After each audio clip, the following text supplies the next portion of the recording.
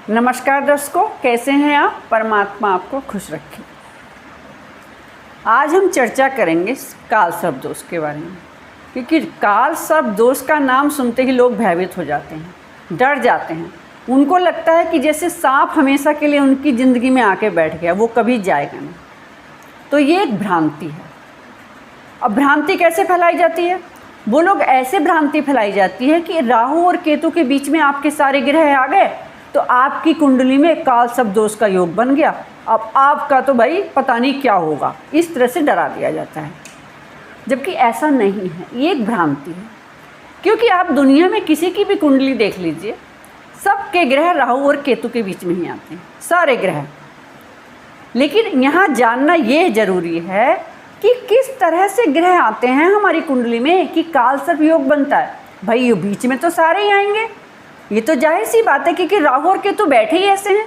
राहु और केतु दोनों ग्रह ऑपोजिट साइड में बैठते हैं, एक इस कोने में तो दूसरा दूसरे कोने में। ये जो ग्रह हैं दोनों राहु और केतु, तो 180 अंश का कोण बना के हमारी कुंडली में बैठे रहते हैं। अब आप कहेंगे कि ये 180 मतलब 180 अंश का कोण कैसे बनाते हैं? इसके पीछे एक कहानी है, चलिए आपको कहानी सुनाते हैं। जब समुद्र मंथन हुआ था और समुद्र में से अमृत निकला था, तो जब देवता लोग अमृत पी रहे थे तो राक्षस लोगों को भी ये पता चला कि अमृत पिलाया जा रहा है और जो अमृत पी लेगा वो हमेशा के लिए अमर हो जाएगा। तो राहु एक राक्षस था। राहु जो था वो हिरण्यकश्यप की पुत्री सिंहिका का पुत्र था। उसका पिता एक दैत्य था, इसलिए वो दैत्य था, राक्षस था राहु। तो राहु ने क्या काम किया? देवताओं का भेष बदला और चुपके से जाके देवताओं की पंक्ति में बैठ गया और उसने अमृत पी लिया। लेकिन वो तब अमृत पी ही रहा था कि विष्णु भगवान की नज़र उस पर पड़ गई। अब विष्णु भगवान कैसे उसको भला अमृत पीने देते? क्योंकि दैत्य तो होते ही खत्म बुरे थे ना, कि अगर इन्होंने अमृत पी लिया ये अमर हो जाएंगे तो पता नहीं क्या कर देंगे, दुनिया को ख़त्म कर देंगे। तो विष्णु भगवान ने अपना सुदर्शन चक्र लिया और उनकी गर्दन काट दी। अब क्योंकि वो तो अमृत पी चुका था तो जाहिर सी बात है अमर तो हो गया था। लेकिन क्योंकि विष्णु भगवान ने उनकी गर्दन काटी तो गर्दन कट गई। तो क्या हुआ? वो अमर हो गया उनका शरीर। तो जो उनकी गर्दन का हिस्सा था वो उत्तर दिशा में जाके गिरा और जो धड़ का हिस्सा था गर्दन के नीचे का वो दक्षिण दिशा में जाके गिर गया। और वो इस तरह से गिरा था उस समय कि 180 अंश का कोण बन रहा था। तो इसलिए आप कभी भी किसी की कुंडली में उठा के देख लीजिए, राहु केतु हमेशा 180 अंश का कोण बनाए बैठे रहते हैं और बाकी के ग्रह सब उनके बीच में आते हैं। तो इसका मतलब ये नहीं है ना कि सारे ग्रह उसके बीच में आ गए तो कुंडली में काल सर्प दोष हो गया। ऐसा नहीं होता है। हमको जांचना ऐसे होता है अपनी कुंडली को कि जैसे मान लीजिए एंटी क्लॉकवाइज चलिए, इधर राहु है और इधर केतु है। तो हम जब राहु से केतु की तरफ एंटी क्लॉकवाइज चलते हैं तो जो भी हमारे मुख्य ग्रह उस बीच में आ गए, मान लीजिए सारे मुख्य ग्रह शुक्र है, चंद्रमा है, शनि है, रवि है, मंगल है, बुध है, जितने भी ग्रह हैं, अगर उत्तर से चलते हुए दक्षिण की तरफ को सारे ग्रह हमारे उसमें बीच में आ गए हैं राहु केतु के, तभी हमारी कुंडली में काल सर्प योग बनता है। अगर आधे ग्रह इधर हैं, मान लीजिए हम उत्तर से इस तरह से क्लॉकवाइज चलते हैं और कुछ ग्रह इधर हैं, तब हमारी कुंडली में काल सर्प योग नहीं बनता है। अब आप ये देखिए अपनी कुंडली खोल के कि आप उत्तर से ऐसे एंटी क्लॉकवाइज चल रहे हैं, यानी कि अदर देखिए, मान लीजिए इधर आपके राहु है और आप ऐसे चल रहे हैं अपनी कुंडली में और देख रहे हैं कि सारे ग्रह आपकी कुंडली के बीच में आ रहे हैं, राहु और केतु के बीच में सारे ग्रह। तो आपकी कुंडली में काल सर्प दोष बन रहा है। लेकिन अब यहाँ एक और बात हो रही है कि बन तो रहा है, लेकिन कितने एंगल पे बन रहा है? क्या ज़्यादा है, क्या कम है, कितना बन रहा है? अब ये भी जानना ज़रूरी है। अगर तो इससे आप ये तो जान लीजिए कि कैसे बनता है काल सर्प दोष। अब कितना बन रहा है ये कैसे जानेंगे? तो इसको जानने के लिए आपको किसी अच्छे पंडित को, किसी अच्छे ज्योतिषी को अपनी कुंडली दिखाइए इतना तो आप जान गए हैं, यहाँ आपको कोई मूर्ख नहीं बना सकता कि अगर आप राहु से केतु की तरफ को चलते हुए अगर आपकी कुंडली में सारे ग्रह पड़ रहे हैं तो आपकी कुंडली में काल सर्प दोष है, लेकिन कितना है ये जानने के लिए आपको ज्योतिष को अपनी कुंडली दिखानी पड़ेगी, ये आप ऐसे नहीं जान सकते। हाँ, लेकिन मैं यहाँ छोटी मोटी बातें बता दे रही हूँ आपको। जैसे मान लीजिए आप के गुप्त शत्रु हैं जो बहुत आपको पता ही नहीं चल रहा, वो आपको परेशान कर रहे हैं, आपको आर्थिक परेशानियां बार बार लगी हुई हैं, या आपकी कुंडली में पितृदोष है। पितृदोष भी तभी होता है, ज़्यादातर अधिकतर हमारी कुंडली में वो एक योग होता है काल सर्प योग का, वो सबका नहीं होता। अब ये नहीं कह नहीं सकते कि जिसकी कुंडली में काल सर्प दोष है सबकी कुंडली में पितृदोष होगा, ऐसा नहीं है। वो किस एंगल पे है ये देखना होता है, हर किसी का एंगल अलग अलग होगा।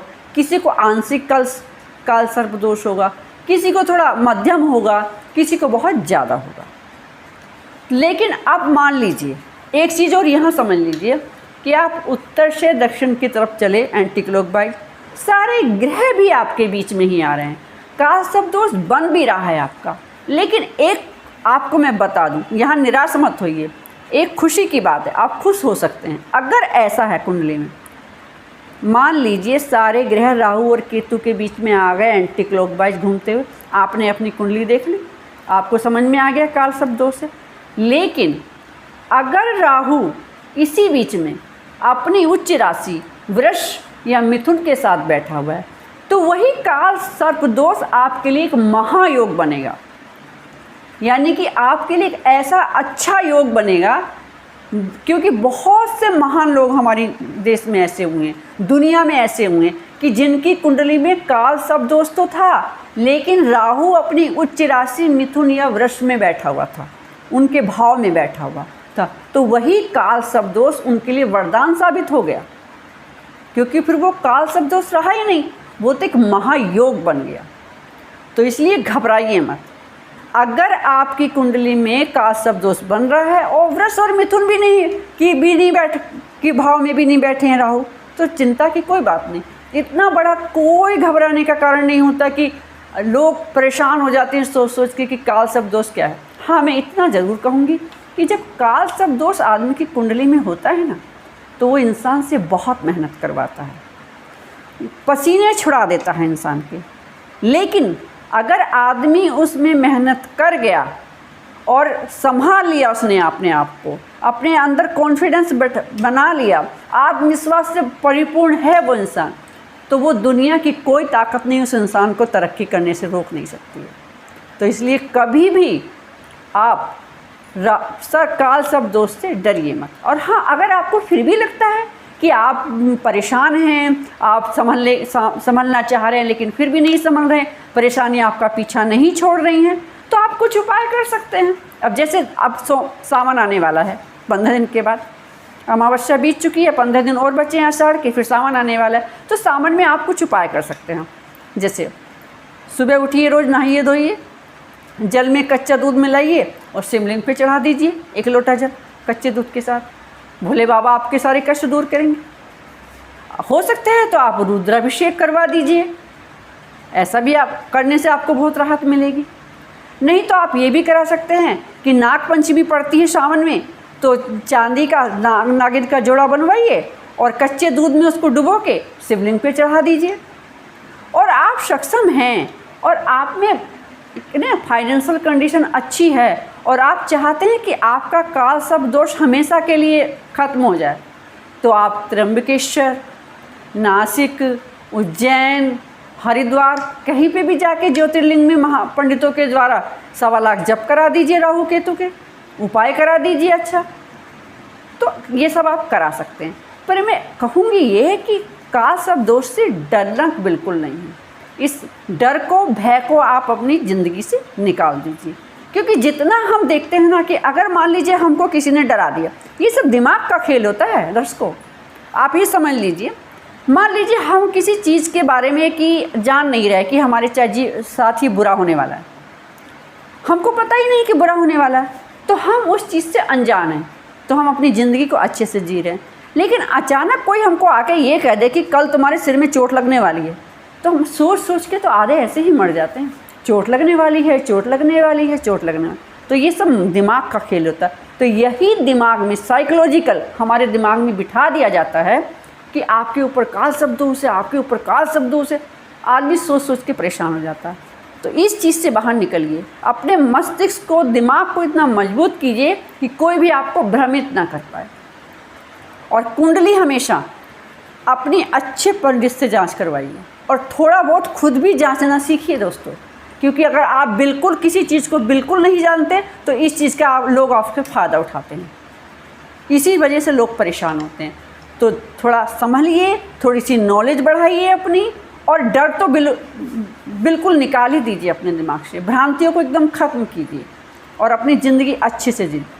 और हाँ, अगर चाहते हैं आप कि आपकी जो ये मेरे विचार हैं, जो ये मेरी बातें हैं आपको अच्छी लगती हैं, आपको भ्रांतियों से बचा सकती हैं, आपको मिथकों से बचा सकती हैं, तो मुस्कुराते हुए मेरे इस चैनल को सब्सक्राइब कीजिए, लाइक शेयर कमेंट कीजिए। भगवान आपकी ज़िंदगी में ऐसे ही तरक्की और बरकत देता रहे। नमस्कार।